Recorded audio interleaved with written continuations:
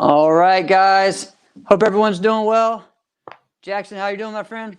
Doing well, man. Glad to be here and excited for this weekend. How are you? Yes, same thing. I'm excited as well. This is going to be fun. We are here to talk to you guys today about the virtual forms tour this Saturday, 6 p.m., right? And go to, oh man, here we go. I've already messed it up. Virtual forms tour 1, right? Is that it? Yeah, Yeah, virtual forms tour 1. At myuventex.com is how you guys get the things. We'll make sure we put that in the comments as well. Get the tickets. So it's going to be a lot of fun. Jackson, man, what are some? We're going to have Carmichael in a little bit. He's going to join us, and us three, we are going to be the commentators for this show. So I'm excited. Mm-hmm. Have you done something like this before? On my podcast, the Rudolph podcast, I do film study episodes where I do commentary of old school forums and forums from current competitors, and live commentating has always been something that I wanted to get into. So, I mean, this will be a great way to dive into it. Exactly. I just love sharing sport karate with people, man. I mean, that's what I'm passionate about. This is the sport that I love. This is the sport that made me who I am. So anytime that I have an opportunity to share it, you know that I'm going to take advantage of it. We got some great matchups coming up. I mean, it's going to be great. These divisions are going to be tight. I don't think there's going to be anything that's going to be a blowout. It's going to be hard fought wins all night long. Yeah, exactly. And I like the way that it's like a triple threat type, scenario in the CMX. So it adds some variety to it.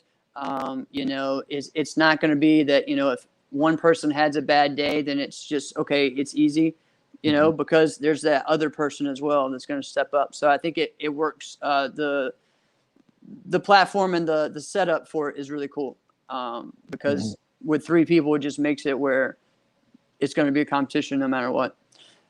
So yeah, I mean, I'm really enjoying the rules part of it. And do you want to go ahead and let's while we're waiting for Carmichael, but let's talk about what was just announced with the judges, because that is something that we haven't really heard yet. So I know a lot of people, especially other competitors, have been like, all right, who are the judges? Because that's gonna be the most important thing, And man, we got some awesome ones. So it's pretty exciting to see that. So we got Chris Walker, right? Mm-hmm. All right. Who else? Shaheen Jahanbash. Yep. And Derek Megan. Yep. And let's see, Manny Brown. Mm-hmm. And and one more.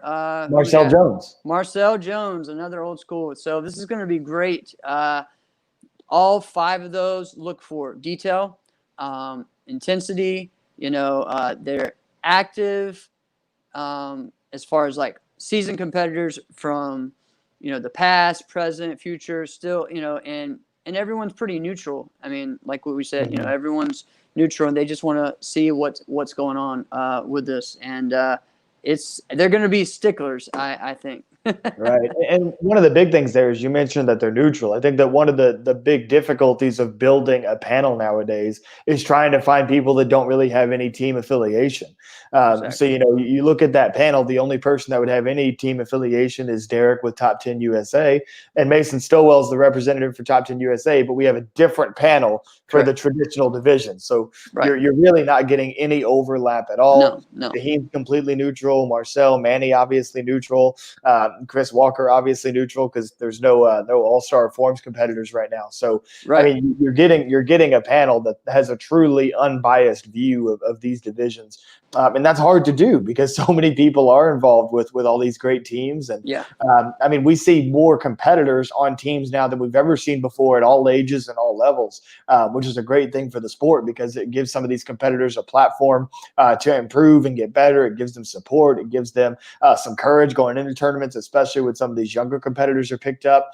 So it's a great thing for the sport, but it does make it kind of hard to find judges that don't have any affiliations. But Jesse's done a great job of doing that, and hats off to him for doing so. Yeah, definitely. Yeah, it's definitely interesting just on how all of it's going to go. So, sorry, man, I switched some stuff on there. I was trying to find something, but yeah, so that part was exciting. I think that, let's see. Do you want to just go ahead and get into that first matchup? I mean, I think we can dive into it. And I'm gonna go ahead and make a statement here. This first matchup, this 14 to 17 boys, extreme matchup, creative matchup between Dawson Holt, Ben Jones, and Esteban Tremblay. Obviously, I got a little bit of bias for all three of them because I'm one of the coaches of Competitive Edge, the team that all three of them represent.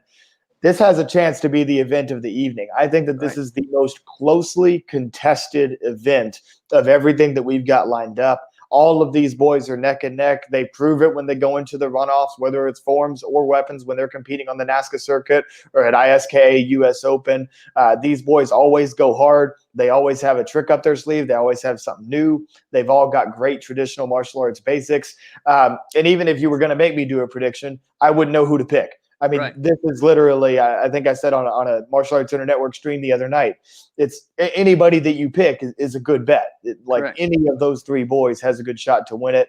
I know, Jeff, I know that you've seen all three of them. So what are your thoughts going into it? Yeah, I mean, kind of like what we talked about last night. We had a little meeting last night. And, you know, for me, it's like each one brings something different. And it's exciting because Dawson to me is the strong and clean one, you know, that just clean. That's his nickname. I mean, it's just like everything he does is solid. And then you have Esteban, who I feel is the showman, the charisma. You know, he has that presence with everything he does. And Ben is like the next level of, I feel like you know, as far as with the releases and everything, but he also can do extreme forms as well. So it's just like a whole nother level, you know, and just the focus and motivation with these three kids, you know, who are going to be, again, I hate saying the future, but like, because they're killing it right now. You know what I mean? So I really like how we get a little bit of each division. You know what I mean? And so this is the best way to feature this division and this first on this first forms tour, you know. So I'm excited about it. I think, I mean, it could go either way. I mean, really, and it's just again what the judges are looking at and what really stands out and how all three of these competitors elevate, you know, and just take it to the next level.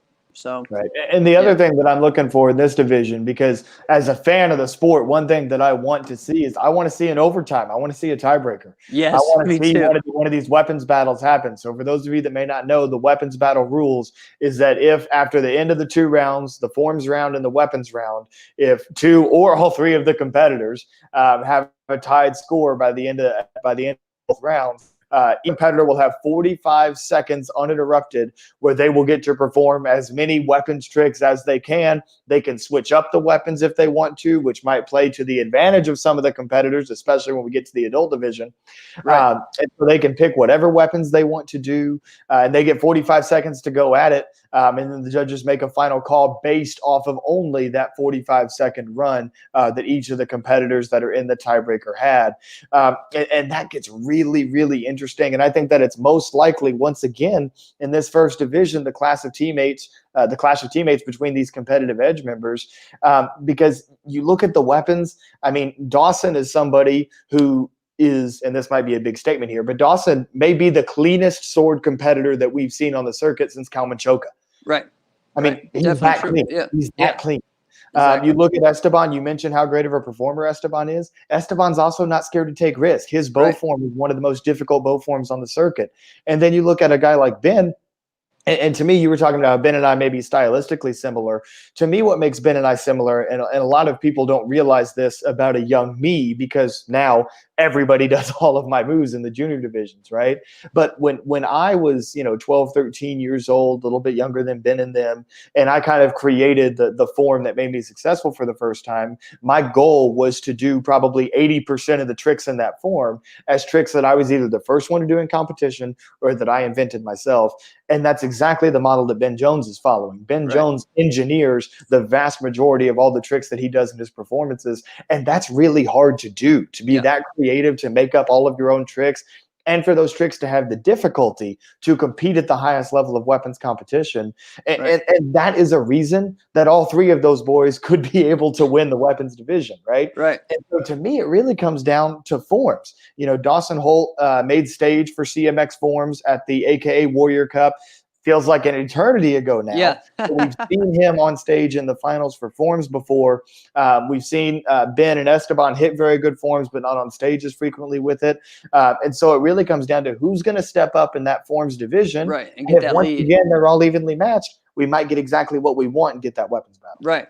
Yeah. And so people know they're going to do forms first, and then they do weapons. All right. And then if there's a tie, they do the weapons battle. So yeah, I mean, that first round for this one, yeah, it could be, you know, the deal breaker, you know, on it. So yeah, I mean, it's exciting to see it, and I think for me, it's the best way to kick off the show, because it's going to be intense, it's going to be exciting, and it also will help the other ones step their game up too, because you know, you don't want to put on something not there. Hold on one sec. I'm trying to, you know, you just don't want to do that, you know, and have someone just not push, you know, you don't want someone to mess you up. You know what I mean? Like if these young guys are killing it, and then you go up there and everyone just kind of, you know, so I think it's going to just push everyone forward. And I know that I think Carmichael's messaging us. He might be getting 404. Yeah, I'm trying to get him on there. Yeah. So I'll go ahead and transition us. You mentioned, you know, trying to set the stage for some of the other competitors. That's one thing that I find really interesting about the 14 to 17 boys group, and then the men's division, that's our main event that we're going to be getting to, is that the two groups of competitors there are very stylistically different. We see vast stylistic differences between the adult division and the junior boys division.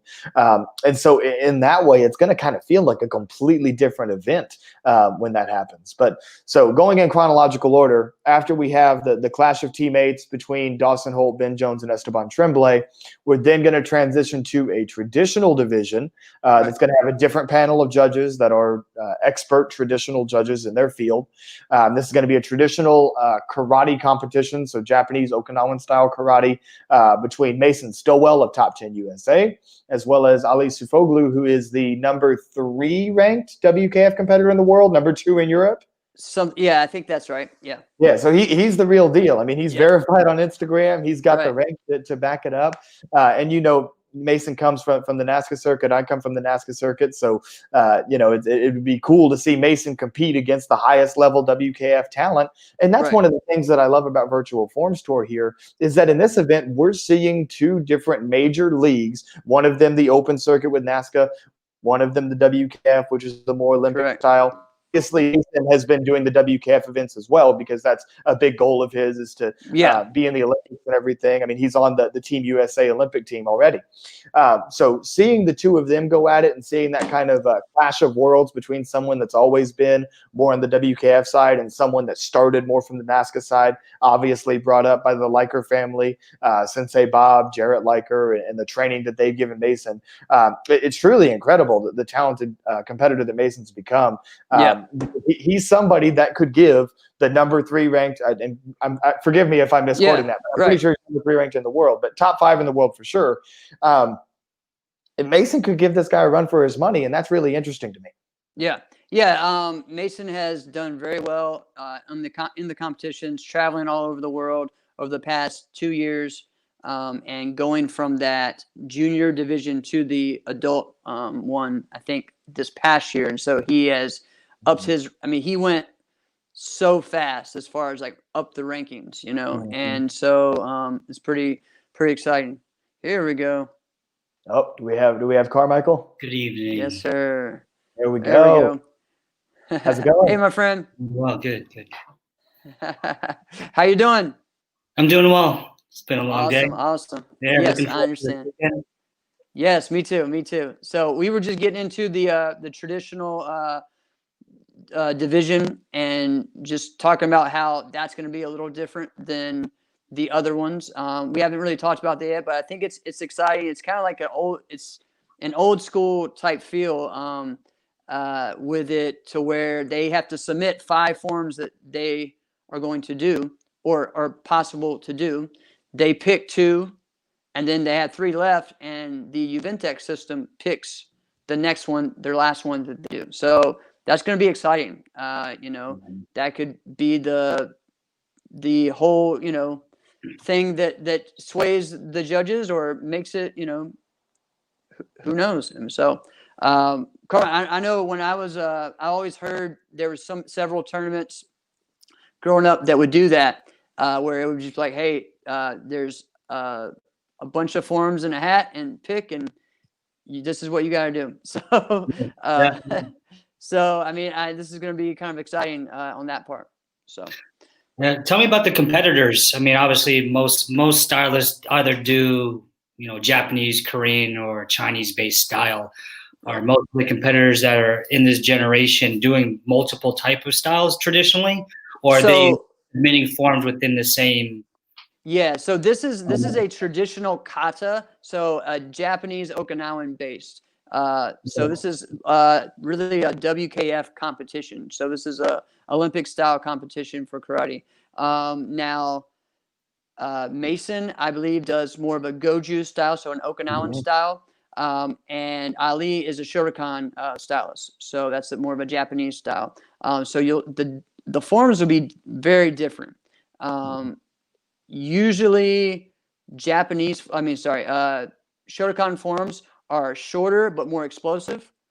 Sure. They have a lot of big moves, the jumps, and the snap with that. Sometimes longer and deeper stances. And the Goju forms are usually longer, and you see the stances are a little bit shorter. So it'll be a big variety in what we see. So it's not going to be like, oh, he did it like this, so he's got to match it just like that. The forms are going to be completely different. So that's what I like about it, is to see a Shotokan versus another style, so an Okinawan style.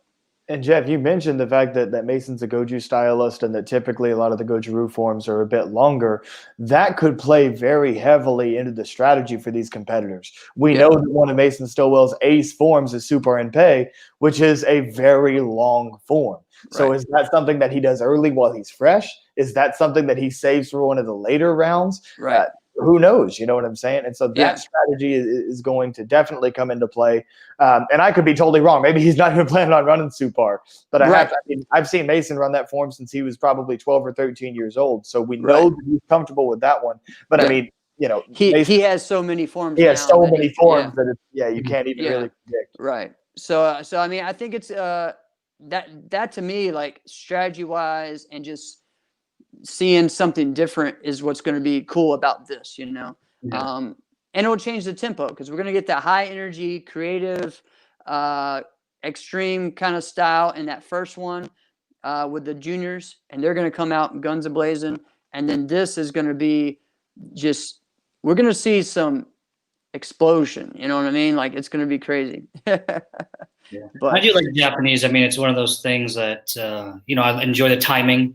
I enjoy the deep stances, and the endurance of it is really, it doesn't matter who the athlete is. I believe it's, just the style in general really will show the true basics. And as you guys know, it's in sport karate in general, is those stances and those hand techniques and those snaps is part of the foundation of our own, creative choreography as well. Right. So I'd like to see how that, like you said, evolves through this competition in itself. Mm-hmm. Yeah. I want to go ahead and Jeff, maybe if you can highlight it. I see Alex Dingman is down in the comment. He says, I would be okay if open tournaments retired that form. I think he's talking about Super NP. Yeah. Alex, I used to have that same opinion, but I have flipped my opinion on that after I gained respect for how difficult it is to run that form.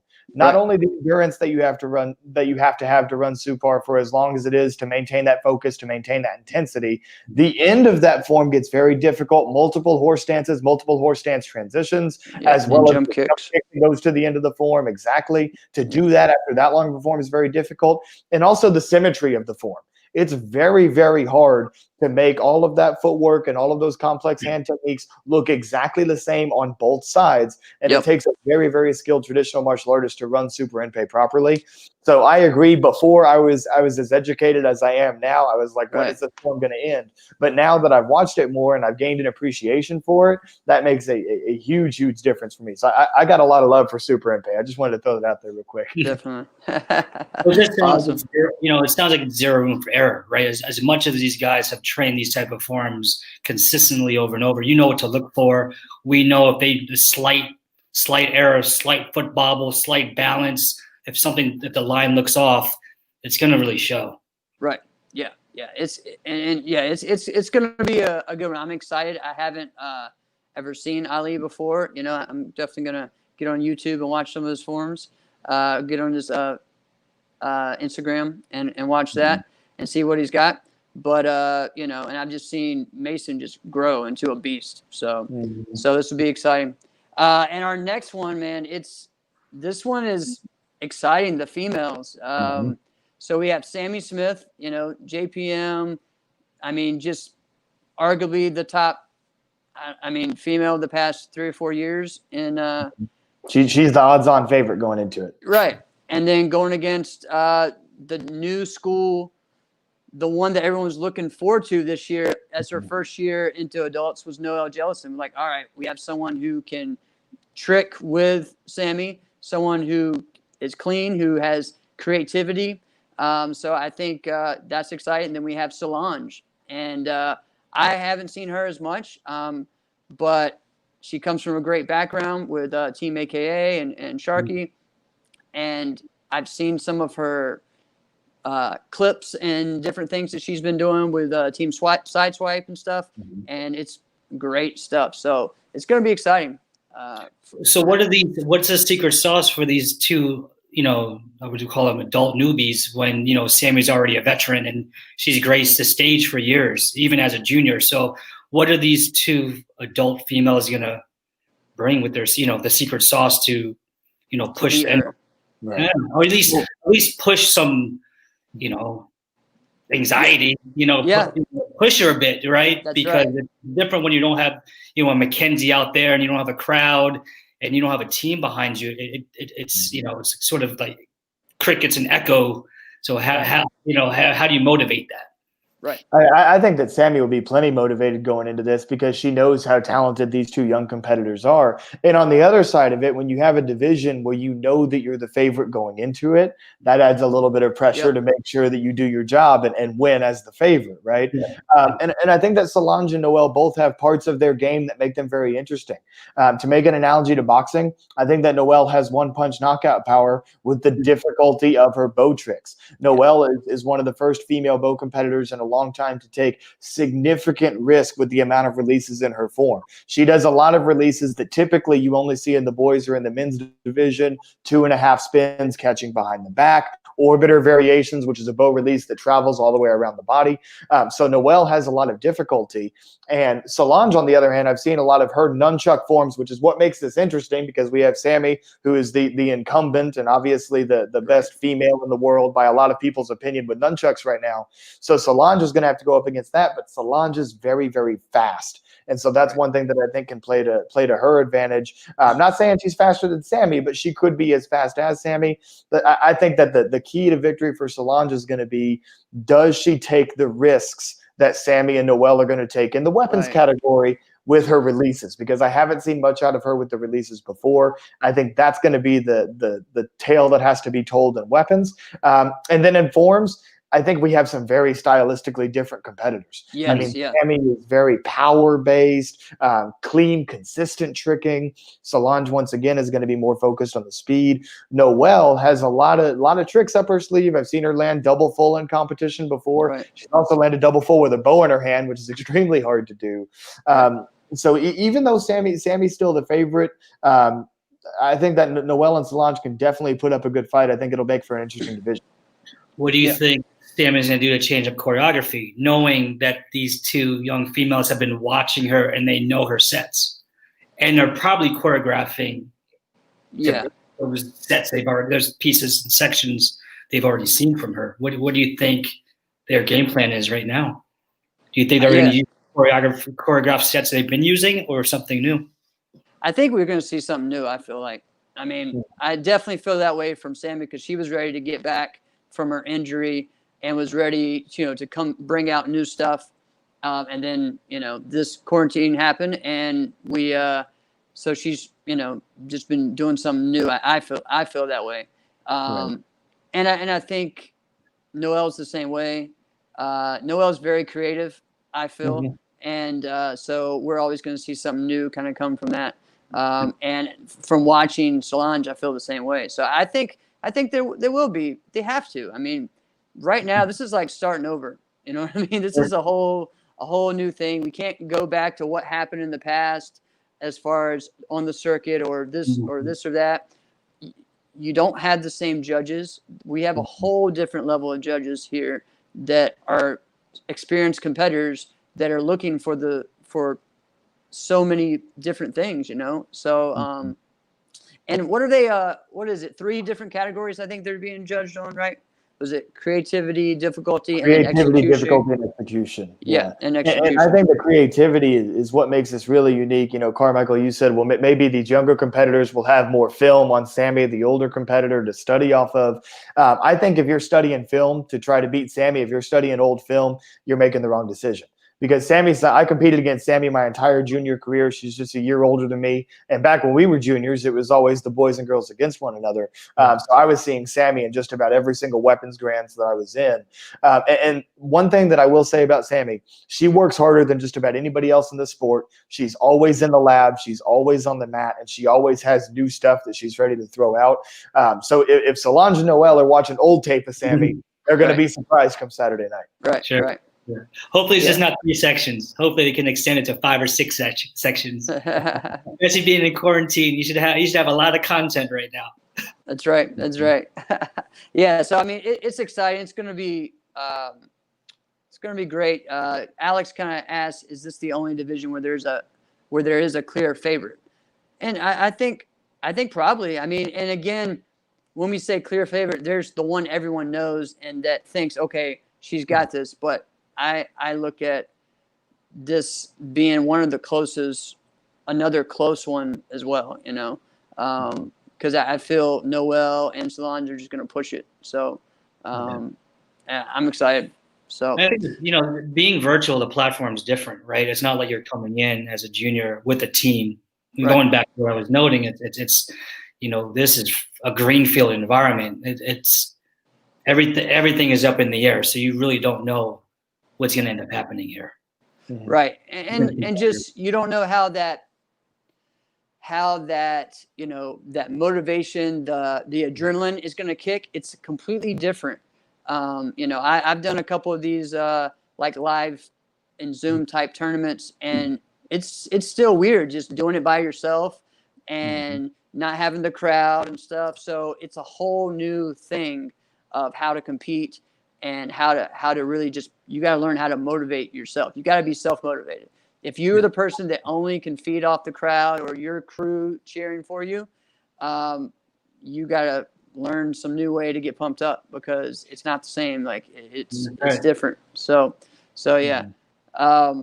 As far as that, I mean, I'm excited for it. So what about the main event? The main event is real interesting. So for those of you that may not have heard yet, the breaking news over the last 24 hours, Alan Davis is now out. He had a conflict that popped up. He works as a paramedic, so a hero in his community, and he wound up having to work a shift at that time due to the COVID-19 pandemic. So Alan, we wish you the best. We understand why you're not able to join us, and we know that you're out there doing great things and saving lives. But Connor Chastain of Team Infinity has taken this match on 5 days' notice. And that's going to be really interesting. We know he's been staying ready. We saw him at the Battle of Atlanta. We saw him at the Destin Open recently. Yep. But now this is a whole new competition format that he's adjusting to in less than a week against Shaquan Parson and Rashad Eugene, who have been prepping for this for weeks on weeks now. So it'll be really interesting to see what Connor comes out with and to see what his strategy is going into Saturday night. Yeah. I mean, this is going to be if I wasn't already excited for it now, I think this even upped it even more, you know. So he's one of the best comma performers I've seen. I mean, just the stuff he does. He's clean. He has that he's getting better at the presence and how to just get the audience and the crowd involved. So we will see, how that goes. I remember going to Infinity before. I've been there several times at the school and seeing him train, and I'm just like, his form's really long, and it would be, he would just it was like, did you just throw in every trick that you've ever can do and put it in your form? And that's how it was for a long time. And I was just like, maybe you need to cut back a little bit, And he's kind of figured that out, like he was just putting every single thing he could do in his form. And now he's becoming more consistent and just a better overall, competitor with that. Mm-hmm. So his weapons are good. His form is clean. He gets high again, on his jumps and flips. So, and he comes from another great, background and team with Mike Welch and Team Infinity. So they have him, he's got good people behind him. So it's going to be good. Yeah, I watched something on him today. I didn't watch a lot of the competitors besides the ones I already know, right, from the circuit, but very strong stances, nice tight spins.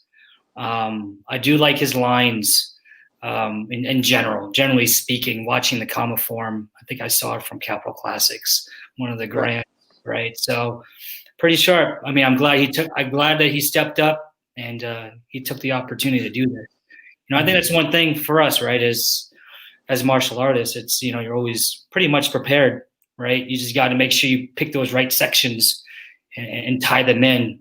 And these next 3 days coming up, training will harness this all in. I think one thing as well, it's being virtual. I think even if you don't have the crowd, you still get a mirror. Yeah. Right? And it kind of helps, right? Because if you can catch the mirror, then you can kind of, play off yourself and, kind of self-correct yourself in the motion, in the moment. Movements, right? Yeah. Mm-hmm. Yeah, it's funny that you say that, Carmichael, because that's something that I always found myself doing, over the last decade, how more and more events have had the Jumbotrons and stuff, Quebec Open's famous for it. US Open's got the big screens now. I always find myself looking back at the screens and seeing how it's going, which is kind of funny. But yeah. The running joke is you'll never see yourself ever perform live. Right. Unless you're thinking back to the Megatrons up on top or the back LCD mirror. That's right. But when we start talking about kind of the path to victory for each of these competitors, I think that Shaquan is probably smartly so putting all of his eggs in the forms basket. I mean, forms is Shaquan's strength. He's a high flyer. He can do some incredible tricks. Those incredible tricks have gained him 1 million followers on TikTok. So he's got a big following behind him, and he can do some really impressive stuff in the forms division. Just won the forms overall ran back at the Battle of Atlanta. So I think that that's where Shaquan's focus will be.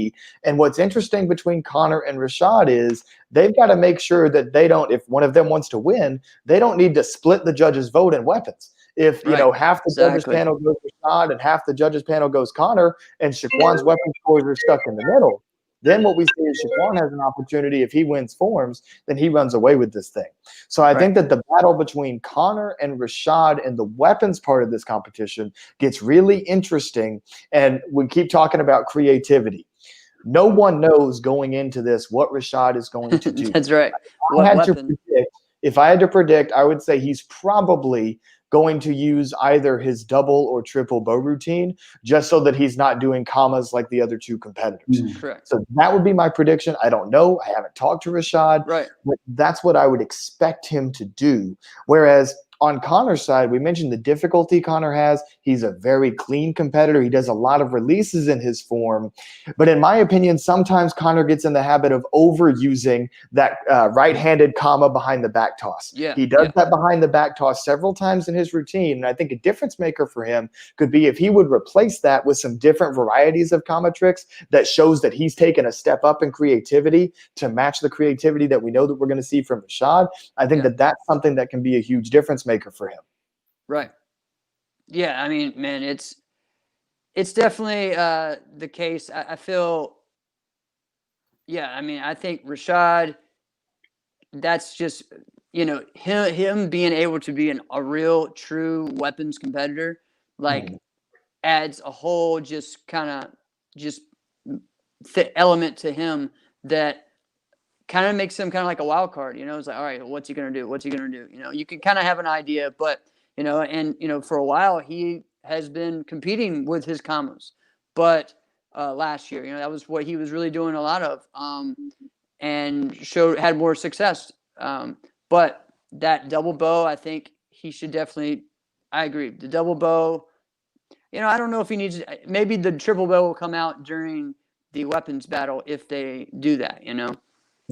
But again, I think that decision for Rashad should also be based on his panel, because when you look at the panel, we've got two old school in Marcel and Manny Brown. We've got two traditionalists in terms of Derek Megan and Shaheen Jahanbakhsh. So when you look at two old school, two traditionalists, maybe triple bow is something that they're not too accustomed to. Maybe they want to see something that's got a little bit more traditional martial arts background in it. And maybe that's something that impacts Rashad's decision about what type of form he's going to run. Correct. Yeah. No, I mean, it's exciting. I know that, I mean, Shaquan has to get that, that win in this first one, in the forms round. And, I think all three do great at forms. I actually like Connor's creative form, probably one of my favorites, because it's very creative.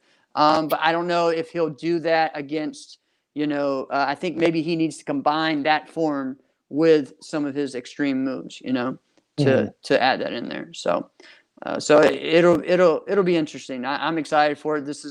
I mean, as far as putting together like the first virtual forms tour, I mean, Jesse put together a great group of people and competitors. Each one is awesome. Each one, you really don't have a clear favorite. And even if you do, you have that underdog that you're excited to see what's going to happen. So it's going to be, man, I mean, someone asked me, like, where does he go from here? Because, man, there's just so many good things here.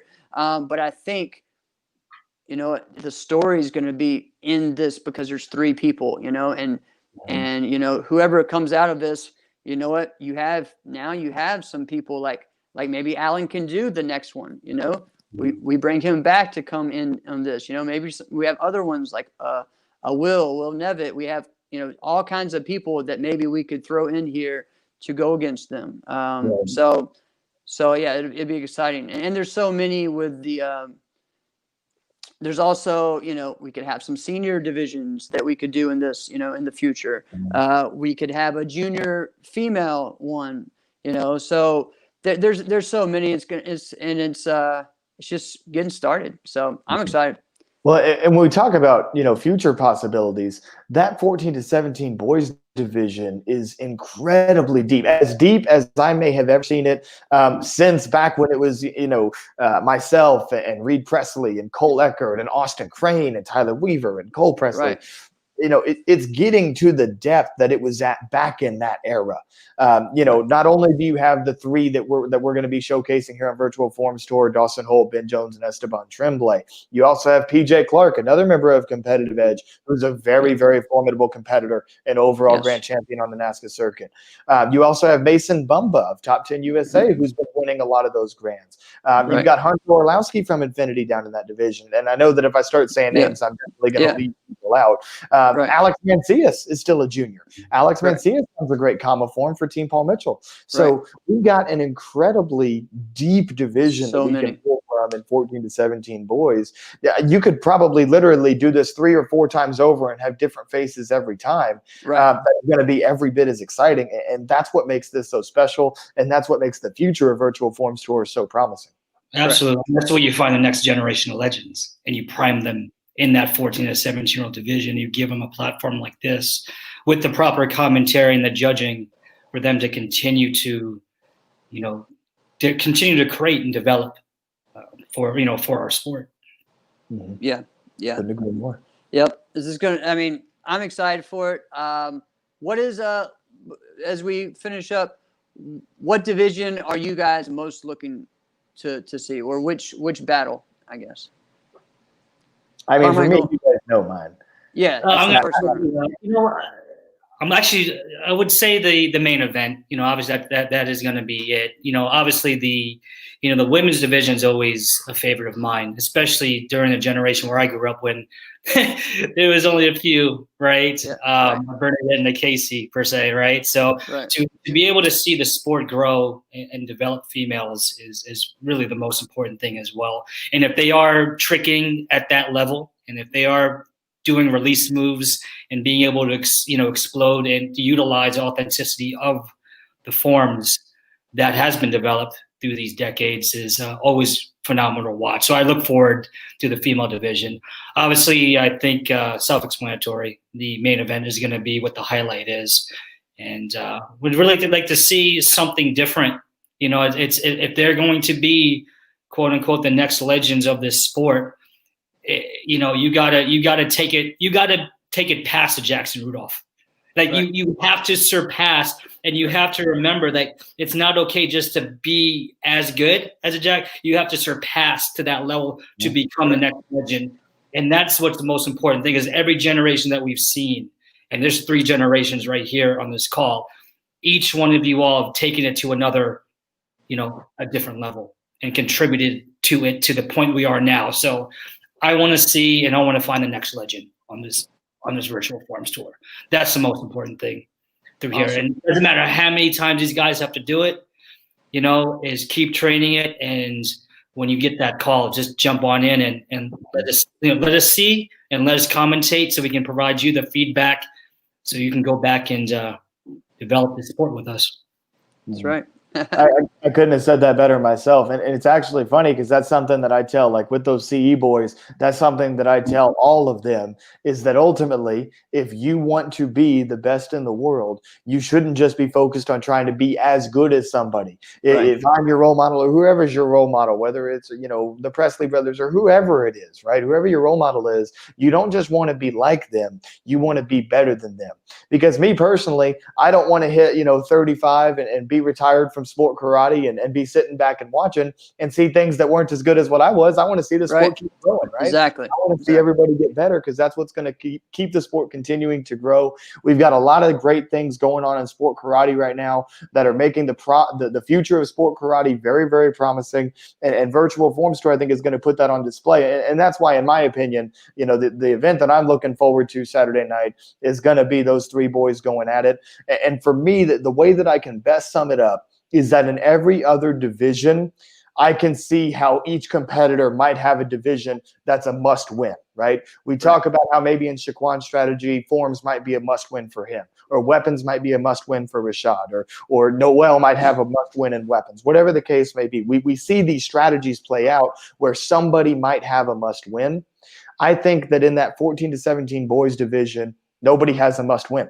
I think that they're all 3 equally capable of being able to win both the form and the weapons side of it. And if it goes to a tiebreaker, the trick battle. So I don't think any of those 3 boys go into it with a must win. And that's why I think it's the most interesting division of the night. Yeah, man. I mean, I agree. I know one of the things that I'm looking at is, I feel like the weapons, kind of the comment you said, Jackson, when you sit back and you're thinking, okay, things that I did or we did in our generation were better than here. I feel like weapons, that's not the case. But I feel like in forms, in some ways, that could be an argument. The tricking is at a whole nother level. We know that. That's at a whole nother level. But sometimes some competitors do the same thing and keep the same pattern, right, that's been going. And so for me, I'm always looking at who's going to push that envelope in the forms to change it up. You know, are we going to see a change in something, you know? And I think all of these competitors have tried that and done that in their own way. And I think that's what's going to be exciting is let's see that elevation of that of the form, you know, what a form is going to be in 2021, you know? And I think this is the great platform for that. The matchup I'm excited for is just to see, I'm actually excited for the traditional one because we don't get to see this often. And I think Jesse's doing a great job bringing in other things, WKF. And like you said, we have NASCA and WKF and other, WKC, WACO, all those different leagues competing, people from different competitors, different leagues competing in this platform. He's doing the same thing with the next show. He has a grappling match. He has senior fighters, junior fighters. I mean, Jesse's doing a great job with this. So I'm excited just to see the variety, so because that's what I love about sport martial arts and sport karate is there's something for everybody, and I think that's what I always tell every, student that comes in. You'll find something in martial arts that is yours, that is your own, and some people like the fighting. Some people like the weapons. Some people like the forms. Some people like the self-defense. Some people like just knowing like the history of it and the knowledge of it. And some people like the personal growth that happens or just the fitness. There's something for everybody. And that's what we're going to see here in the virtual forms tour is that there's going to be something for everybody. So, and I hope that this inspires young martial artists to get going the same way that I remember seeing Seneca Luther and John Valera at a tournament, my first tournament ever. And I was hooked, back in 88. So, I mean, I'm sure all you guys have a similar story of seeing someone at an event that just sparked you that I want to be a champion, So Kevin Thompson and Terry Kramer. There you go. Yeah, for me, it was Lauren Carney, Matt Emick. It was that generation. So for the main event, who do you feel is going to have the most realistic form? And what I mean by the realistic form is we can translate. I'm going to use Jackson again. Jackson's bow form and put it on screen. Who's the one that you feel outside all the basic power, posture, quickness, time, endurance, flexibility? Who do you think is going to deliver something realistic? I think you were breaking up on my end a little bit there, Carmichael, but were you asking basically whose form is going to have the most practicality in it, the most realistic, translatable to a person who does not know sport karate? I mean, if you ask me, I think when you ask about whose form is the most practical, I think you look at who's got the best basics. And in my experience, from what I've seen, that's probably Connor Chastain. And I think it comes from his coaching. You don't see somebody that's a disciple of Mike Welch that isn't clean, right? Right. And I think that's what gives Connor the upper hand on the martial arts side of things. But again, I mean, he's a guy coming in on 5 days' notice. So it really all comes down to strategy, how Rashad and Shaquan react to getting a new competitor that's not Alan Davis.